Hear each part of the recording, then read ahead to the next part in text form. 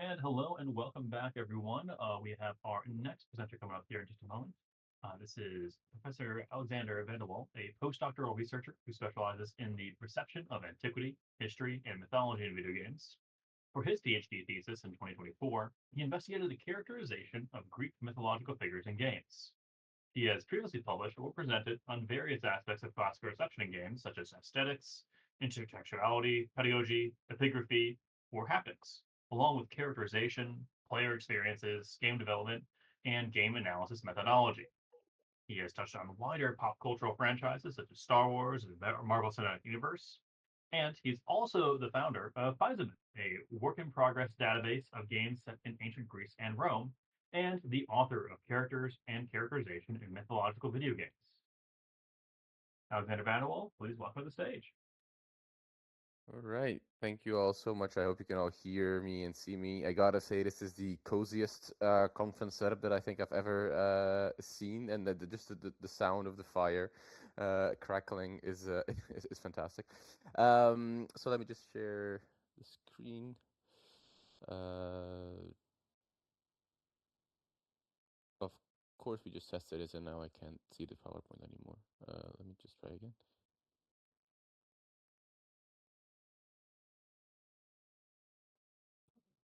There we go. All right. So I hope you can all Y'all see it? see the screen. I can't see Gather Town now, so if there's anything, please just let me know via audio instead of chat. All right, thank you all so much for being here. Thank you, Hit Points in History, for organizing this conference. I'm Alex. I work on video games and mythology at Ghent University in Belgium. And today I want to talk, today the title of my talk is Go Kill Time, Mythological Chrononormativity and Ludic Critique. We're going to talk all about time, temporality, speed, rhythm, in relation to classical reception or mythology in games.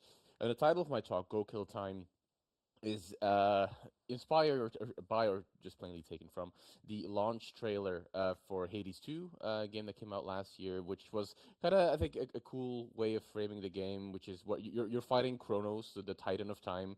They're conflating two different types of chronoi into one character. So Go Kill Time means attack and kill this titan who is resurged and is attacking the Olympian divine order as we know it. But at the same time, it's also, playing on the, the you know, the sort of reputation of video games as being timeless, or not timeless, but like, sort of like time wasting media or something. Go kill time. You're wasting your time on these media, or it's not maybe the best use of your time is what people would, including my own parents, used to say to me as a kid. So today I want to sort of unpack the element of time or temporality in relation to these games.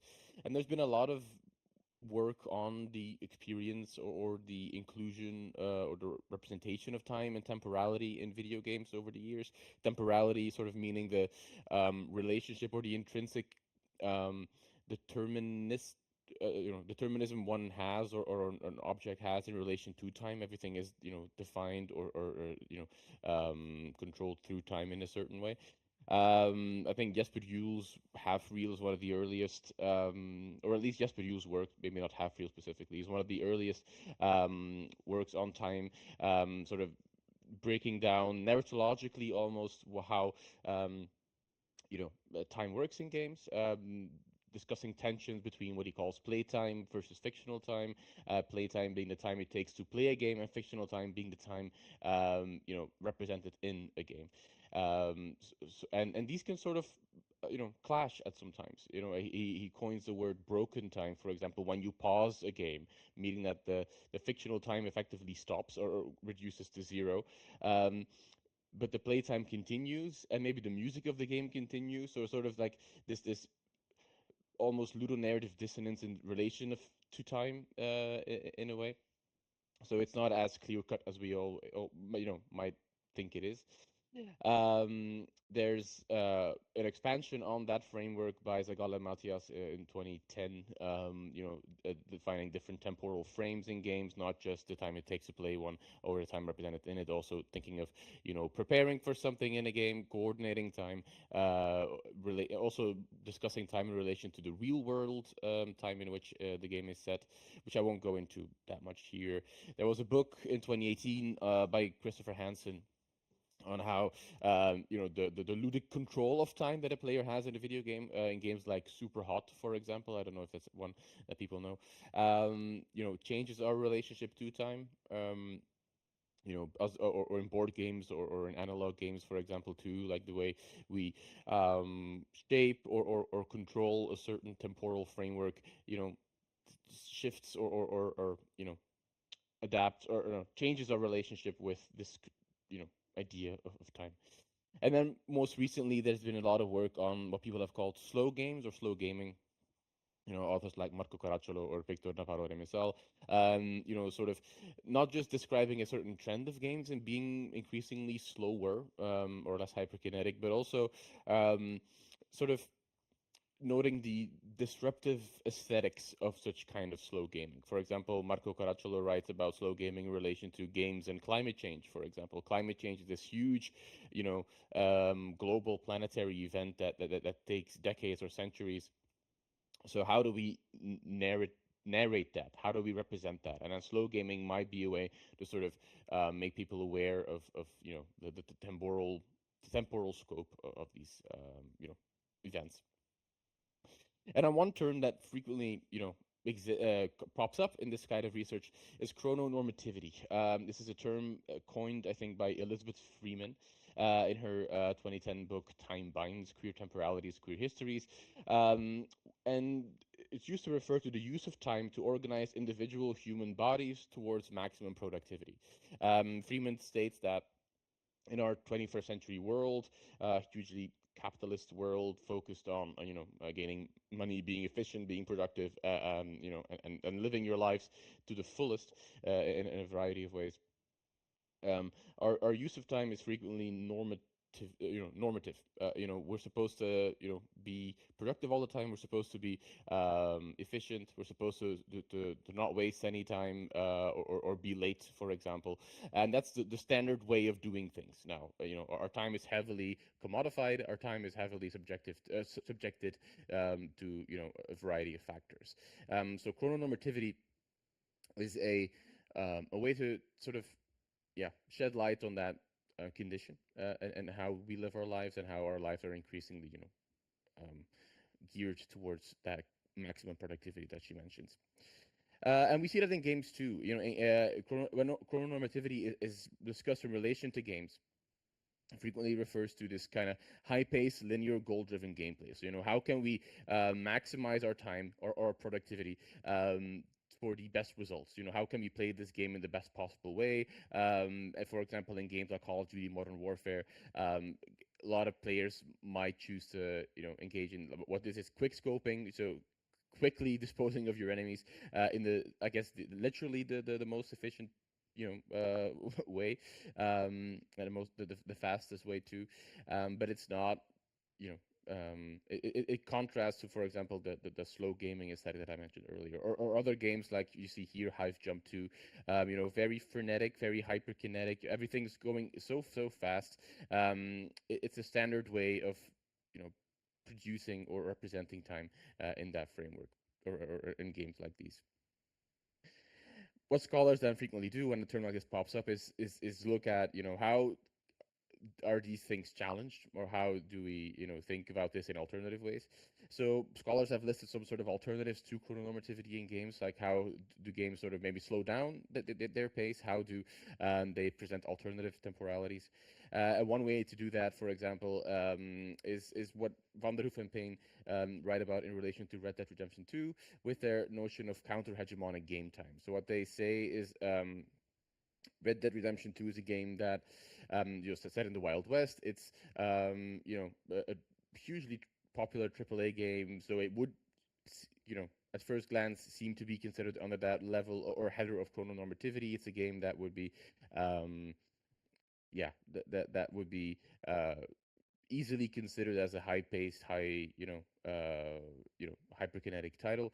But what this game does is like it asks you to move around the world slowly. I think there's also work on how frequently in open world games, the design is sort of that every 30 seconds you're supposed to encounter something that catches your attention. Otherwise, the world gets boring, or you feel like there's nothing to do. So 30 seconds is kind of like the maximum amount of time that you can use to let players explore on their own without, having them explore a location or having them be attacked by enemies or something like that. And I think in Red Dead 2, that shifted towards 60 seconds, maybe 80 at some point too. And the purpose that that serves is that it becomes a more contemplative experience. You're supposed to soak in the environment. You're supposed to think about what you're doing. Contemplate distance, contemplate spectacle. It's a game that slows down, and in that sense is counter hegemonic in relation to its temporal structure. Caracciolo, for example, expands on that, and he describes certain mini games in games can offer that. These alternatives, for example, fishing, which is something that Red Dead has, or Assassin's Creed Valhalla, or many other games like Hades, for example, they include things like fishing, which aren't, I mean, generally speaking, aren't the most high stakes part of these games. Like these are things that people do to relax. And what Caracciolo then says is that instead, fishing deepens the relationship between the player character, Arthur Morgan, and the game world, inviting players to pay attention to features of the landscape that may otherwise pass unobserved. Different types of bait are required by rivers, lakes, and marshes. So you're supposed to sort of, yeah, pay attention to the landscape a little bit more. You're not rushing through things. You're not going from objective A to objective B in the fastest possible way to progress the story or reach the ending. You're living in the world a little bit more. You're engaging with it in ways that may be different from how you would otherwise progress through it if you're trying to reach the ending.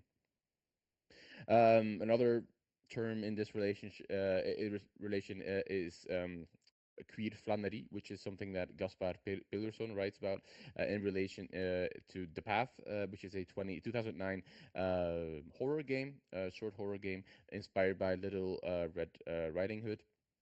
This is a game where there is, it's called The Path. There's a clear path from point A to point B, but it rewards you if you sort of leave that path, if you abandon that and you go off on your own. And that's sort of flaneur experience in relation to Walter Benjamin's work, yeah, work and use of the term. So Walter Benjamin wrote about the urbanization or the experience of wandering in Paris, for example, in the 20th century, and how that there's these sort of queer experience of the city where you're not just again going from point A to point B in the fastest possible way, but you're strolling around, you're wandering around, and you're I think you go botanizing on the asphalt is what he says. You sort of make the city your own in a way that maybe it was not necessarily designed to be. So it's about walking simulators, for example, do that too. It's about leaving the normative path behind, abandoning that, and sort of just doing your own thing. And in that sense, not working towards that chrononormative maximum efficiency. So what that then means in relation to my topic, mythology, is that the standardized temporality of mythology in games, as we know from scholarship, is frequently chrononormative. It's spectacular action-heavy gameplay, which is in line with the combative or warlike nature of many myths. Ross Clare has written about this. David Serrano Lozano has written about this. The predominant language of games in antiquity and mythology is violence. It's these big adventurous set pieces, which I guess reflects the sort of adventurous spirit or nature of many popular myths. The Iliad, for example, has many books which are which are just violence, basically. The war itself. There's a lot of violence in other myths like the Odyssey, for example, or the Epic of Gilgamesh. It's a predominant feature that games pick up on and then embed in this more, chrononormative framework. But how, you know, can we then see alternative temporalities or active critiques of these normativities that change the way in which we engage with mythological stories? Are there also alternatives in mythological games that maybe change our perception of mythology in that sense, and that offer us a different type of experience that we might not necessarily find or immerse ourselves in otherwise? And I want to explore that through three main case studies today. So the first one is I'm going to talk about God of War again. I'm sorry, because I've been talking about that game for a long time.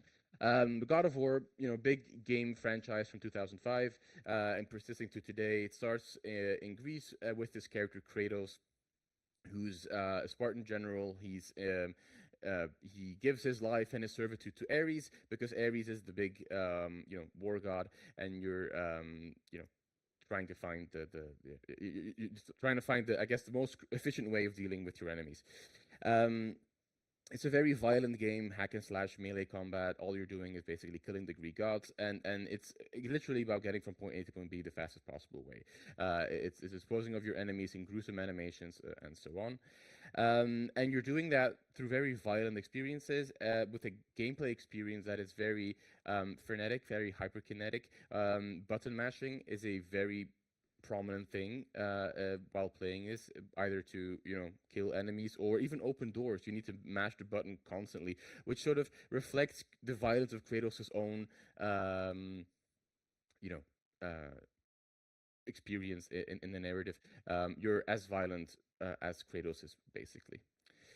That changed in the Norse games since 2018 and Ragnarök specifically, where Kratos has left all of that behind. He's now a father again, and he's taking care of his son, even though he's also under attack from the Norse pantheon.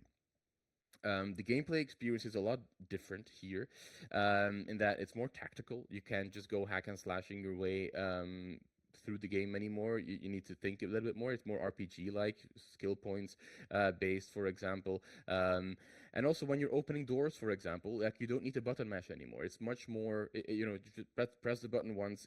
So it's much less frenetic. So the gameplay has changed a lot. It's not as violent anymore. The pace of it has slowed down, and it sort of projects a different temporality in that sense. The same goes for the aesthetic experience of the game. The entirety of the God of War Norse games is, cinematographically speaking, one long take. The camera never cuts unless you go to the menu or unless you die. But it's one continuous camera shot, which slows down the experience, slows down the pace of the experience, and lets you take in the sights a bit more. God of War Ragnarok opens with a shot on Kratos' face, which takes almost maybe even a minute or close to a minute, just watching a close up of his face as he is by the fire, and he's, I think, sharpening an arrow, something like that, which is much different from the earlier games where everything is very fast, very quick. So Lutz Köpnick's work on long takes argues that long takes can be used to project an element of wonder, of the wondrous, in cinema, and that's something that we also see here. We're supposed to marvel at Kratos' emotional dimensions, at his what he's doing, and about how the game is designed, for example. So it's a much different experience than the earlier games were. Narratively too, we're not just playing one story anymore. There's a lot of side quests that you can embark on that deepen your relationship with different characters in the world. There's characters like Ratatoskr, the little Norse squirrel who you're helping, or there's characters whose spirits you help guide to the underworld, or the afterlife. I mean, and all through all these different things, you're one allowed to roam and explore the world as you see fit and as you like yourself, and two, you're sort of deepening the relationship that you have with this world. Like, you're learning how it works. You're sort of you're talking with characters. You're learning who they are, where they come from, and so on. So I think what this means in relation to chrononormativity is that even the Norse games don't necessarily avoid it. It is still a very highly frenetic, action heavy gameplay experience, but it is drastically slowed down in order to sort of gain a sense of what this world is, who these people are, and what you mean within it. So it helps to, you know, explore the world a bit more and ground your own experience in that methodological framework. I'm going to argue something similar for Hades 2, the sequel to Hades 1, from last year, which is, again, if you look at this gameplay screenshot, very chrononormative in a certain sense, or in its gameplay levels. Where even at some point you get the option to time yourself going as fast as you can throughout these levels, so that is very chrononormative. But I will argue that the game also includes a lot of options to sort of completely refute that, and sort of have a different sense of how this world works. When you go to the main hub where you start your adventures against Kronos and other titans, you get the option to do a lot of various activities. You can go fishing with some of the characters. You can bathe with them. You can drink with them in the tavern, and you can decorate the world of Erebus in the way you like. You can choose different rugs, different tassels, different chairs, carpets, and so on. And this, I think, is anti or non chrononormative. You sort of um, ignore the big mythological epic framework for a bit, and you sit down with these characters, or you frame the world, you shape the world in the way that you want. You're not doing this for a particular goal necessarily. You're not doing this for an achievement, or to kill a boss in an easier way. You're sort of doing this just for you, and to sort of immerse yourself in that world. The same goes, this is then sort of in sort of the gaming terminology by Roger Caillois. This is Paideia instead of Ludus. Ludus is a very goal-driven type of game, like soccer, like basketball. Like you want to do something within a particular set of rules or time frames. Whereas Paideia is more open ended play. Is like playing with a dog, playing with a kite on a beach, for example. Like it's not necessarily rule bound. You're just playing for the sake of it and for that experience itself. And so I think these sort of things you could do in Hades 2 work on or established Paideia much more than Ludus, and they sort of offer a pause or a break from that chrononormative experience that you can then use to engage with the characters a bit more. The same goes for saluting, for example. So if you walk up to characters like Hecate here, you can salute them with your controller, which doesn't do anything, basically. It's, as this YouTuber describes, it's a pointless mechanic. Like there's this a dialogue sentence or something that you get from it. It doesn't have any repercussions. It doesn't give you any resources or gameplay help. It's just there to sort of show expression to particular characters, and that is non-chrononormative. It's literally pointless. It doesn't work towards maximum efficiency or productivity. It's just there for you to enjoy as you see fit. And what this YouTuber in this interesting essay then argues, so just to show that this is not just my reading, but other people have noticed this too, is that for such a small action, it somehow holds massive implications and also unique implications depending on who it is done to. With Hecate, the headmistress of the Crossroads, it seemed like the expectation, the call and response of a student and teacher after a lifetime of instruction and training. With Odysseus, it seemed like a way to show respect for the wisdom and aid he brought to the cause. And with Artemis, it felt like a way to build camaraderie. So this pointless action, again, like the side quests in Norse God of War, work to embed yourself in the story world, to deepen your relationships with characters, or at least feel that they are being deepened as a player, and sort of to enhance that mythological feel and emotional investment in the title. So this Paideia in Hades 2 then is what I would consider as atelic gameplay without a goal necessarily, like saluting, or at the very least it's deuterotelic, because for example, so a gameplay with a secondary goal, because the bathing technically does get down the line unlock some sort of narrative possibility or side quest or something, but you can also just do it to engage and immerse with these characters. But that kind of gameplay sort of allows players to play around in mythology rather than bringing a mythic story to its narrative denouement or closure. This type of non-climax-centric gameplay frees games from the heterosexual masculine perspectives that have guided our storytelling expectations for centuries, like three-act structures, hero's journeys, very teleological frameworks of storytelling. And they allow players to exist in the never-ending narrative middle, as Shira Chess describes it in her book Play Like a Feminist.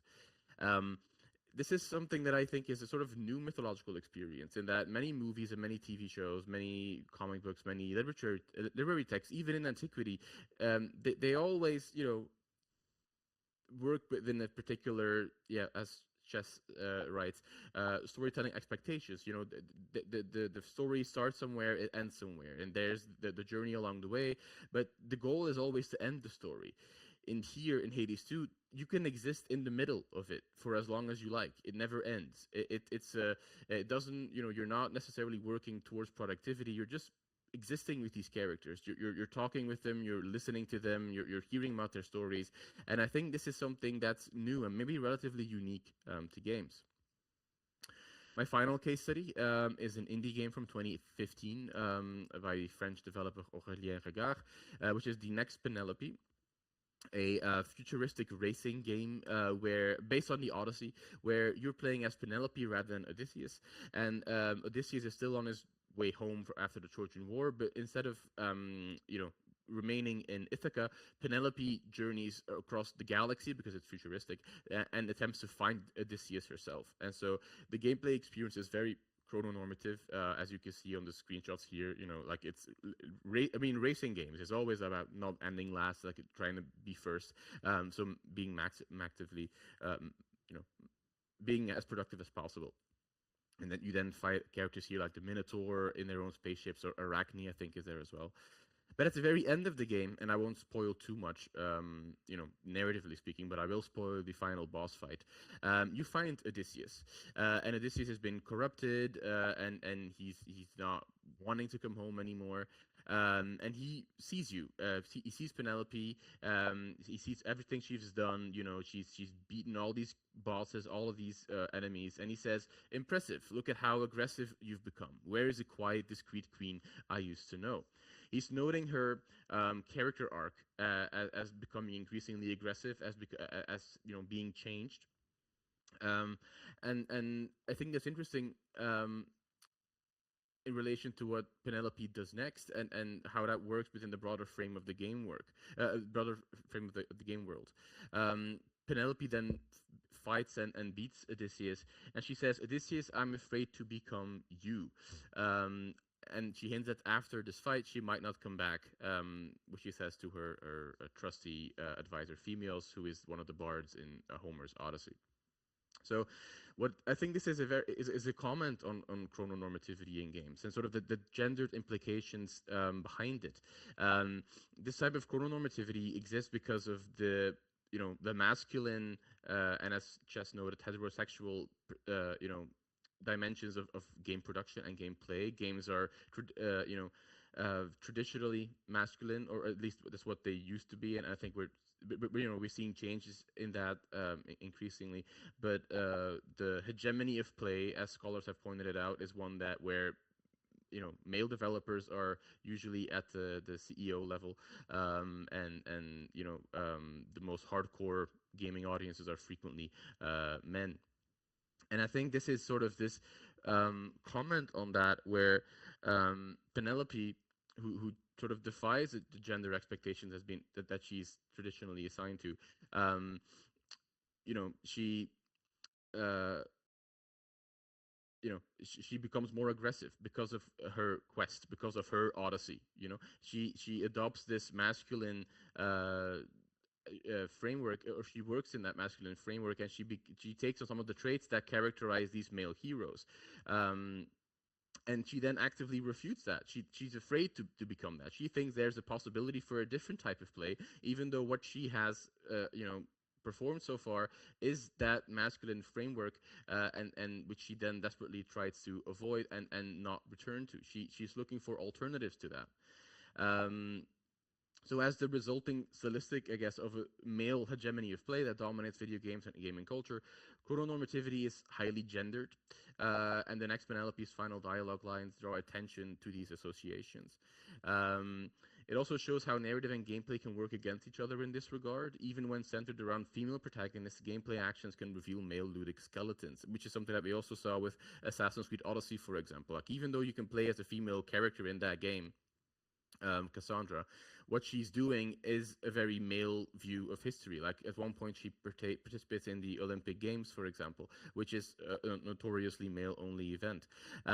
So even if we can say that games like the Next Penelope work towards inclusivity and diversity, on a character level, what we then do in that game is not necessarily that diverse. And this is exactly is, I think, what the Next Penelope is trying to criticize. It's working towards alternative frameworks. It's working to, it sheds, it gives, it comments on that male bias of games, and it ultimately works to find alternatives. So to conclude today, I want to say that upon its translation to games, the teleological structure of many myths, or at least of their literary accounts, which work in three-act structures, or which work towards a particular ending that needs, or equilibrium that needs to be rebalanced, frequently invites a chrononormative format of gameplay, and that's enhanced by shared characteristics between myth and games like combat or spectacularity. However, mythological storytelling can be imagined differently. Games can slow down their usual structures, as we see in God of War. They can add atelic activities to deepen emotional engagement, like in Hades 2, or they can actively critique chrononormativity and its traditional gender expectations, as in the Next Penelope. And I think this is something that will be interesting to see developed further in the games to come, as we're increasingly moving away from the high freneticness of early games like God of War, for example, and we're seeing different types of gameplay experiences being established. And it will be interesting to see if that then in itself leads to a different type of mythology reception and experience.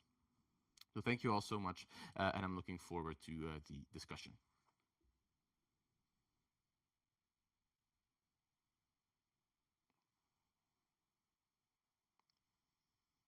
I'm also going to turn on a light real quick because Belgium gets dark.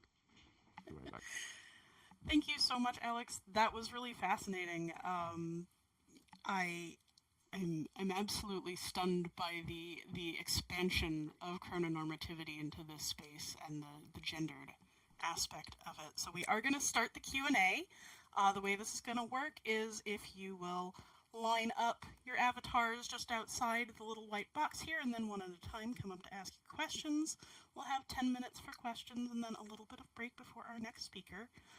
I'm going to go ahead and start us off with a question.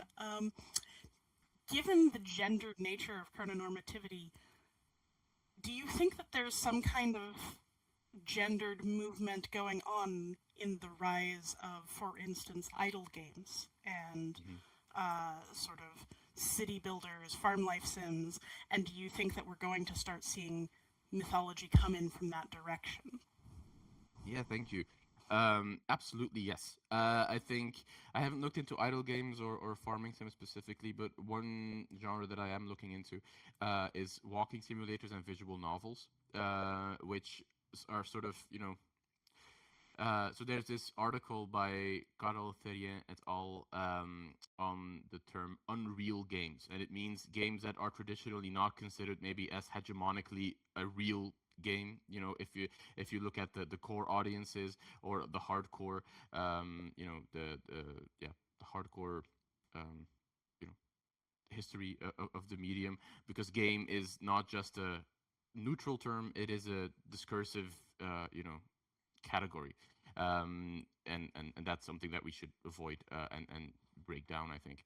But so sort of in these games, I think is where we find the most non-chrononormative or you know I guess non-hegemonic or counter-hegemonic gameplay, and it's maybe not a uh, coincidence that games like Stray Gods, for example, or Heart and Soul, then also lead to more counter hegemonic receptions of Greek myth. In Stray Gods, for example, there's a very diverse cast of Greek characters.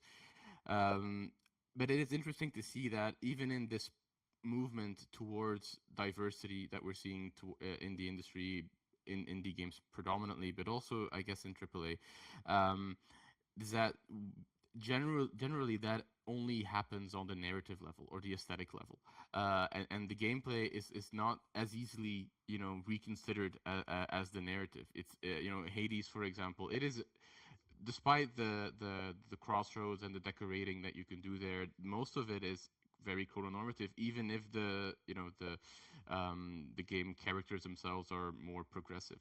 So it's these. I think of narrative and gameplay as two media independently, I think, and I think that it's more difficult for developers to reconsider the gameplay aspect than it is the narrative in the in the development process.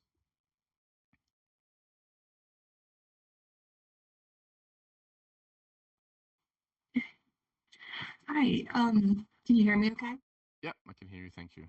So thank you so much. That was a fascinating presentation. I was curious, this is more just I wanted to hear your thoughts on this. The gameplay, if you considered between like Dishonored and Dishonored 2, where you can play in the second one as a male and a female character.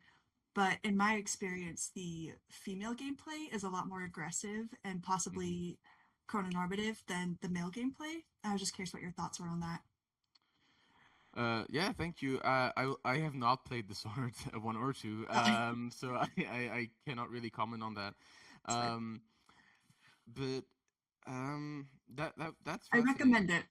Yeah, because usually it's like, for example, I'm thinking of other games that offer you dual protagonists. Usually it's either like the same experience but with different avatar, or like Assassin's Creed Syndicate. I think that one was promoted with the idea that the female character Evie was more stealthy than the male character. But when you then start actually playing the game and you have the same skill tree and the same amount of skill points, like it just ends up being the same after a while. Like you just have the same Yeah. abilities. So if that's Yeah. switched, then I'm going to write that down. That would be very interesting to look at. Thank you for Yeah, the suggestion. you get different tools and abilities, and the abilities you have as a male character are much more stealthy and like kind of slow paced. Excuse me, slow paced. And then as the female character, it's a lot more aggressive.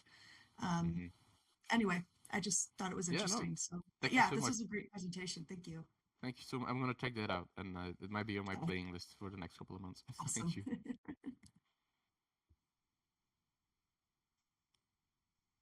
I'll have to replay that. I just assumed the gameplay was the same and didn't bother to do a second run. Um, this has been really fascinating presentation, and one of the things that occurred to me, I was thinking over was, I wonder if this goes into why we play games. I know me and my husband tend to play for very different reasons. I like narrative and exploring narrative and finishing games. So I'm very much into the chrononormative gameplay, whereas he tends to play games that are building things that don't have an end state or a win state. So I'm wondering both if you were seeing elements in that the games have very different purposes sometimes, and if you've run into any games like Spiritfarer where you can almost equally exist in and in fact the gameplay almost incentivizes you to not finish the story because you're saying goodbye to someone, but that's also an integral part of the emotional journey of it. So it can be chrononormative, or it can be very much not so. Yeah. I'm wondering if you've seen any games that have kind of that setup embedded deeply in the gameplay. Yeah, thank you. That's a intriguing question. I think that one game I showed, The Path, is kind of like that. I think it sort of incentivizes you to not finish it straight away and to explore more and to go off the beaten track and look for other things. But usually, I think because we're in this sort of this narrative culture where everything has a 3-act structure and has a closure and an ending and a climax, for example. I think that's still the predominant way of doing things. Yeah, games like building games or these more persistent worlds, I think, would be an exception. But even then, at some point, you're probably working towards a goal, or you're at some point you finish everything there is to do, for example. So I think they could be an exception. But they would allow us to live in a world more, I think, and to sort of maybe not necessarily live outside of chrononormative ideas, but at least let us decide how we spend our time within them. Whereas in a game like Uncharted or Crysis or Assassin's Creed, quite often too, is you're on a linear path, and you you just follow the story as it happens. So I think that would be the exception, but yeah, I think, yeah, the game that I'm thinking of is the most is The Path at this point, I think.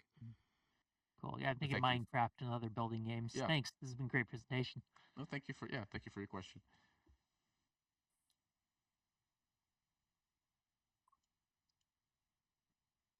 Hey there. So I have a question about loading screens and like liminal spaces. In the past, these were a lot more kind of functional. You needed to have them, and you had little tips and things pop up on a loading screen. We're seeing a lot less of that now, as the average game has a lot more processing power. But there also are kind of more unique like liminal spaces in games that are usually there to kind of pad things out. So I wasn't sure how you think that might fit into chronology. Yeah, I think that's a fascinating question.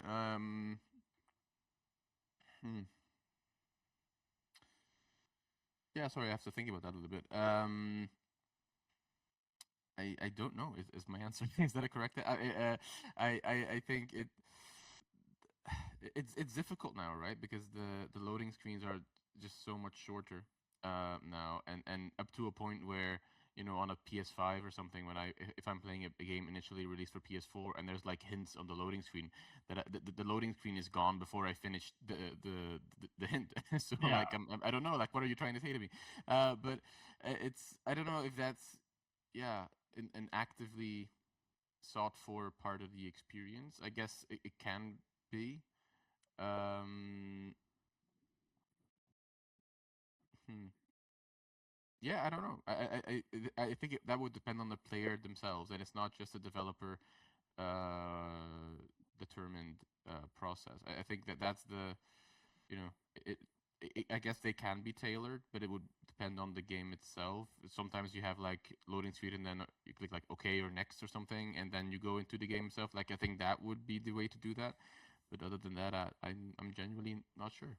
I will have to get back to you on that at some point. Yes, nice. Thank you.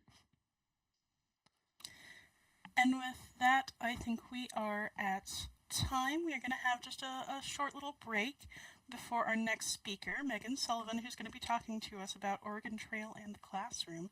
Thank you, Alex, for such a wonderful presentation, such an intriguing topic, and I will pick your brain later about idle games and mythology.